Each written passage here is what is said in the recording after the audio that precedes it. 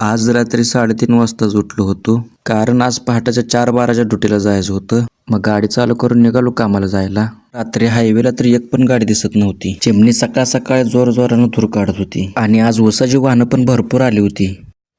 मग 12 वाजता ड्युटी संपल्यावर मी आणि मित्र चाललो घरी. हायवेला शाळू पण जोरात दिसत होता म्हणून त्याचा पण थोडा व्हिडिओ बनवून घेतला. मग गाडीतलं तेल पण संपत आलं होतं म्हणून पंपावर जाऊन तेल पण भरून घेतलं. मग घरी येऊन पटकन आंघोळ हे सगळं आवरून घेतलं. मग संध्याकाळी गावातनं जरा बाजार पण आणायचा होता. मग पिशवी घेऊन निघालो बाजार आणायला. मग गावात येऊन किराणा मालाचा बाजार घेतला. आपली मका पण लई किडली होती म्हणून खताच्या दुकानात येऊन सुरळीत सोडायचं हे औषध घेतलं.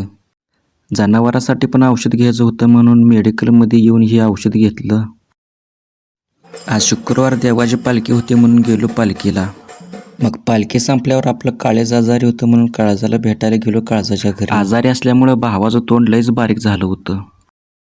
मग ह्याच्या घरी राधाकृष्णाचा फोटो लय भारी होता म्हणून त्याचा थोडा व्हिडिओ बनवला. मग गाड्याला तब्येतीची काळजी घे म्हणून सांगून आलो घरी. जाता जाता तुम्ही पण आपलं तेवढं चॅनल सबस्क्राईब करून जावा.